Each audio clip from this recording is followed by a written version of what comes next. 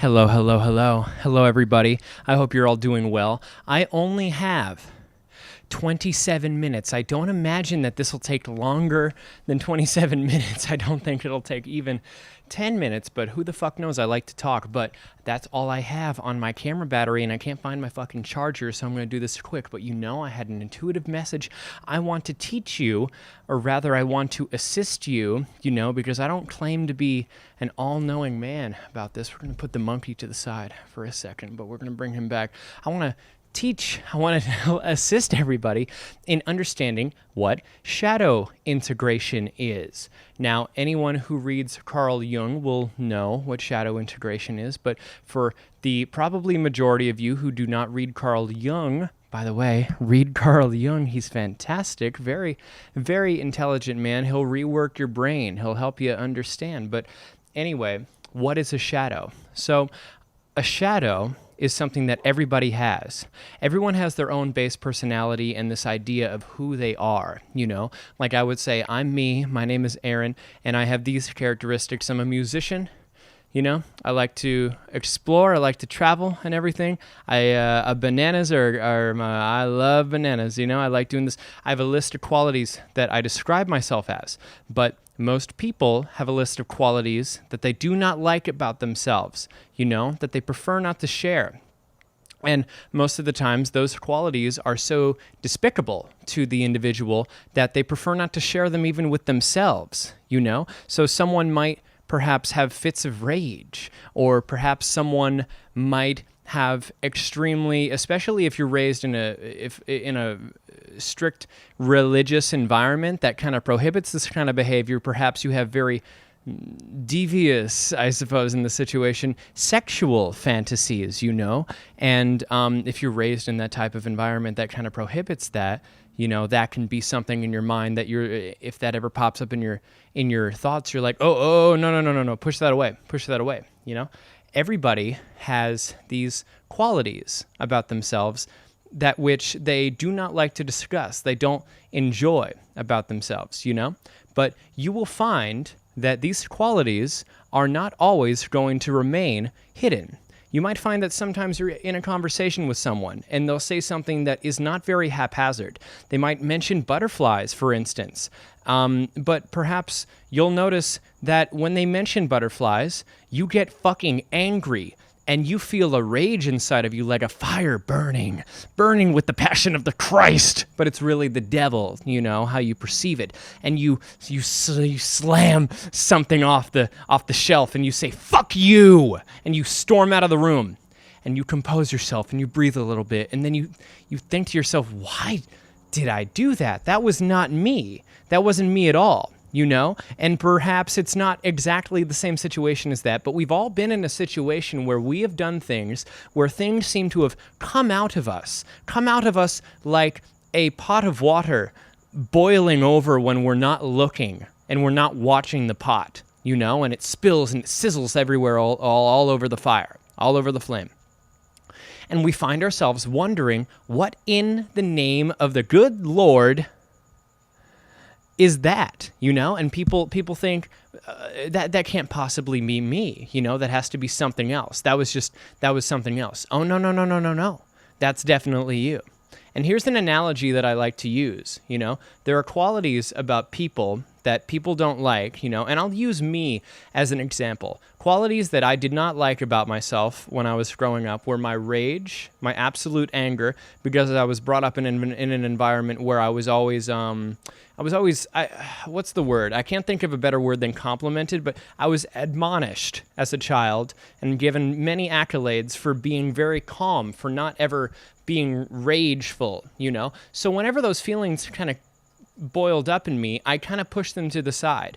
And the analogy I like to use is that there's a box, all right? Imagine a room, and this room is your conscious mind. And you have a little box that you put all the things you don't like in. I put my rage in there. I put perhaps sexual mischievousness in there that I would think is inappropriate in my behavior. I would put all the things that I didn't like about myself. And then I take the box and I put a blanket over it and I shove it in the corner of the room and I put some flowers over it, and anyone who ever notices the box, I say, oh, look, there's my nightstand. That's my nightstand over there. That's all that is. But the minute that you're least expecting it, you're turned around, that box opens up and it says hello, because you can put things into a box, but they still come out, you know? And there's a good quote by Carl Jung, which is, I might butcher it, but it's something along the lines of, if you do not make that which is unconscious in yourself conscious, then it will direct your life, and you will call it fate, which is totally true. It's the reason why we might be in a situation like before, where we're having a conversation with someone and something pops out, you know? I mean, you might say something very, very disgusting to someone whom you care a lot for, simply because they said a word that triggered perhaps a subliminally unconscious memory of your father disliking your finger paints. And it hurt you so much when your father disliked your finger paints that when someone mentioned the word finger to you, you said you're a cunt, you know? So you might do something like that, but everyone's been in a situation like that. And here's the thing about shadows. It's called a shadow. They're not always bad. Like, it could be something like finger painting. Like, let's say you liked to finger paint as a child, but let's say mommy or daddy did not like your finger paints, and you went to show them your finger paints. You said, Mom, Papa, look at my paints. I've made something for you. I've made something for you. And they didn't like it, you know. Papa kept reading the paper or something, or he said, go grab me a beer, will you? And, you know, that upset you. And so the shadow, the things that you dislike about yourself, so you make them unconscious, i.e. meaning you repress them in your mind and you refuse to acknowledge them, is not always things that we might morally consider inappropriate, like rage or perversion or I don't know, violence, or, you know, the list goes on. But it could be easy things, you know, or sorry, not easy. I don't know why I said that, but it could be, you know, more positive things that are kind of in tune with you automatically, you know, like finger painting or something, or art. But they could be repressed because of a reaction that you got from someone whom you consider their opinion very important, maybe a parent, or it could be a boss that you really respect, or it could be a friend, or it very well could be a situation that you encountered in which you finger painted and you didn't like it or something, you know? It could be that you were finger painting and then your dog died on the same day, and you didn't associate them consciously, but whenever you think about finger painting, that emotion comes up in your mind, you know? So I brought a couple little figures here. I know the lighting's a little poor out here. It's nighttime. Here's a little Mr. Monkey. It says, excuse me, on there. It's because, I don't know if you'll be able to see it. I got this in Hawaii. He has I don't know if you can see it. You see the little thing in there? That's his penis. It's a carved phallic shape, and it goes boing. Anyway, just a fun fact for you. So here's a little Mr. Monkey. Now, Mr. Monkey has lots of qualities about himself. He loves himself. We're going to call him George, all right? He's very curious about the world. He has lots of qualities about himself, and he considers himself to be a swell, well-rounded feller. Excuse me, nothing came out. But, you know, there's something about George that he doesn't really consider very well. And that's where Poe comes in, all right? This is a little Teletubby Poe. We're going to use him. Poe is going to be the... You know, it probably would have been more fun if this was the normal guy and he was the shadow. But anyway, Poe's going to be the shadow. Now, Poe represents everything George hates about himself, all right? Poe is every time George gets mad and he punches a hole in the wall because he got interrupted during something, but he realizes, you know, damn it, now I got to fix the wall, and I didn't even need to do that. Poe is all the times he stares at women very pervertedly, and he does not like himself for doing that because he feels it's inappropriate, but he does it anyway because he has not accepted his sexuality. Poe is when George finger paints, all right? You know? But so here's the thing. These two are not supposed to be separated. They're supposed to be one. They're supposed to be one figure, you know? And when you're born, when you're a child and everything, these are one. But slowly, and it's kind of, it's kind of inevitable that as you grow up as a person, your ego is hurt in some way that causes some kind of separation of the normality and the shadow or whatever. But it's one, These are two parts of the same whole. Think of it as a quarter. You cannot have a quarter that's just heads, all quarters have a heads with the little George Washington and then a tails with the an eagle or something. Any coin, it has a heads and a tails. There is no coin that you can just look at the heads right there and say, oh, there's the heads, that's the whole coin. No, you're just refusing to turn it around, you see? So the thing about shadows is that they can be integrated, which is perfect. But this is a difficult thing for most people because shadow integration, meaning taking all those qualities in which you've repressed because either you didn't like them, someone you liked didn't like them, or society as a whole told you they were bad and inappropriate and you didn't know better because you were young. It's taking all those qualities, assimilating them into your character, into your being, and becoming whole again. And this can be a difficult process for most people. It was for me, because that means you not only have to accept them, because most people at first are in denial. They'll say, I'm not violent. I would never do that. I could never do that. I could never murder. But I'll tell you what, the people who say that they could never murder are usually the ones that snap. Because if you don't know what you're capable of, then certainly you're not going to be afraid that you could kill someone. But then it just happens, You ever seen that show Snapped on the ID network about all the wives that kill their husbands, and then it goes, and then she snapped. That's what happens, if you don't know your capacity. Now, I'm not saying that you should, what's the word?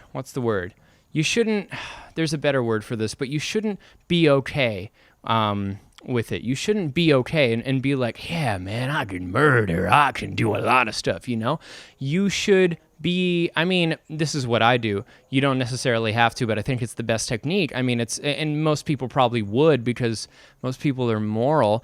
You should be afraid of it, You should be afraid, and you should be like, oh my God, I'm terrified that I could kill someone. I'm terrified that I could do this, I could do that, all these things that are bad.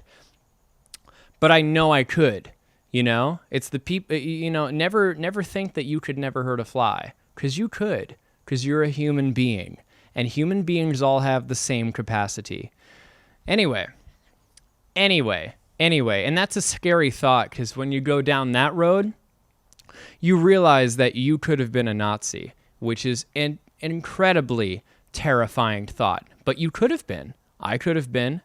And motherfucker, I'm Jewish. Anyway, I just ripped one. But anyway, so little George doesn't like certain parts about himself, but nonetheless, they are parts about himself that he needs to accept. So how does George do this? George needs to come to terms with the fact that these things that he has repressed are not all bad in the classical sense. So we can take, for example, George's anger, all right? Let's say George gets really angry whenever he's interrupted, and he considers that bad because every time he does it, not only does he hurt the wall around him, but maybe he has a little kid, maybe he has a child, and he knows that he hurts that child on the inside and on the outside, I guess, every time he gets angry. So he thinks of himself as poorer than he truly is because of this quality, which makes it more difficult to integrate. But what is important is finding the proper place for it. Not only is it important to find the proper place for it, but you can't let it control you. Because when you start assimilating these things and becoming okay with your anger, for example, it can be extremely and frighteningly easy to let them overcome you, because as soon as you're okay with your anger, why not ruin someone's day by calling them a cunt or something because they forgot your coffee? You're you, obviously, and anger's okay. So it's important to find the proper place for that, and that can be a different situation for each individual. For me, personally, I used to have a lot of rage problems. I used to get into fits of rage and everything whenever I was interrupted, and I now understand that my anger, for me personally, is not used well in situations like that, but rather I use my anger in a calm, sort of stoic kind of way when I feel I need to stand up for myself. So say I'm at a party and someone kind of says something very haphazard about me. Let's say I got listen. I mentioned I'm Jewish. I got a big honker right here. Let's say someone says something nasty about my nose. Now I'm the type of person who really could not give any shit at all about what someone thinks about me. But for this example, let's say I did, and they say something mean about my nose and everyone's laughing and they're laughing. And maybe I look them in the eye and I open my eyes a little more, and I kind of, if I say it or not, I use my eyes and I give them a look that says, it might be better for you and me if we didn't go down that road. And they back off, and what I would do there is I would channel that kind of emotion in me. But anyway, so he could do that. Let's say George is thinking about his sexual mischievousness. He has these sexual thoughts that he doesn't deal with. Perhaps perhaps he's looking at other people whom he finds attractive, and George is too scared to talk to them or whatever, but because he's so ashamed of these sexual thoughts that he is having about other people. Perhaps it would be best if George would come to terms with the fact that it's okay to have sexual thoughts. It's okay to think sexually because that is a human thing. Even though George is a little monkey right here, that's a human thing to be sexual. And all these things, it has, a prime thing to keep in mind is that you can't let it control you. I mean, let's say he just with the rage thing and calling someone a cunt because they fucked up your coffee, you can't accept your sexuality and then ruin your life by jacking off to porn all day. I mean, that's a real way to go downhill fast, believe me. But what he can do, perhaps, I mean, you can probably come up with your own example for this, but he can take those sexual thoughts into account. He can accept that he is sexual, and then maybe, I don't know, he talks to someone. But anyway, shadow integration. So those are my examples right there. Shadow integration is all about recognizing the things that you don't like about yourself, and that can take some time to figure out because most people don't know what they don't know. So a good way to figure that out quickly is to notice what annoys you most about other people. Say someone is talking on the street and they do something. Maybe they have an annoying laugh or something, and you get really annoyed and you're like, ugh, or whatever. And you don't necessarily think anything of it because you've always been annoyed by that.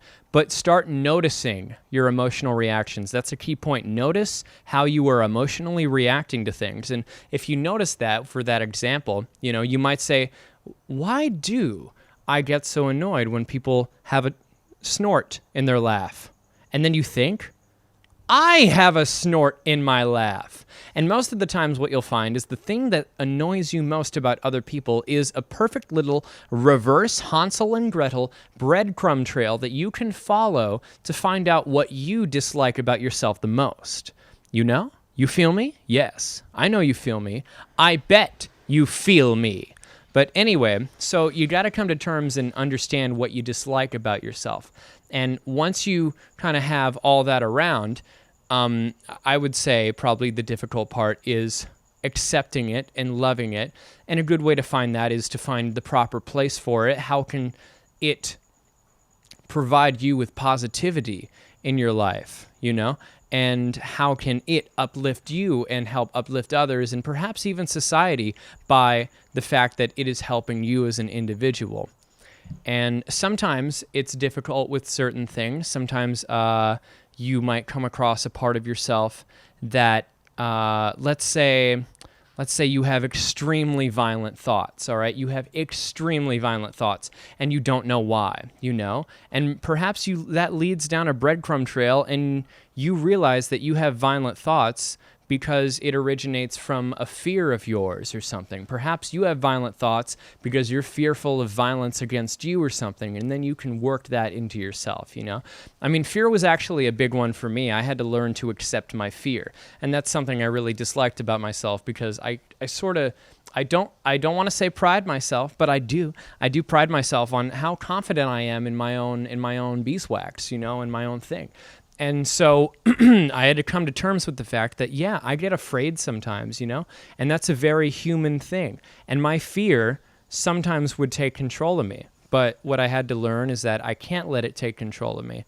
And the good thing that I found out about the place that I put my fear in my life, and again, these integrations are usually very specific for the individual. You know, this is just what happened to work for me. You got to find out on your own. But I took my fear into account, and I said to myself, you know, my fear is good because every time I'm fearful of something, it points out to me what I don't have to be afraid of, you know? Not at all. And that's what worked for me, you know? It worked incredibly well. So that's what shadow integration is. That is what a shadow is. It's everything that you put in that little box in your head that you don't like about yourself, whether it be a good quality like finger painting, whether it be a classically or societal determined or morally determined bad quality like violence or something, you know? It's all the stuff that you don't like about yourself. But until I'm going to repeat that quote, until you make what is unconscious conscious, until you take all this stuff and learn to love it, and learn that it is you, and learn to love it, and integrate it in a positive way that helps you, helps others, helps society, then it will direct your life and you will call it fate. It will pop out. So it's there one way or another, but you have the choice to make it under your control. Anyway, I hope everybody has a really, really great night. Hope you're all doing well. I hope this video finds you well, and I love you. All right. Peace and love.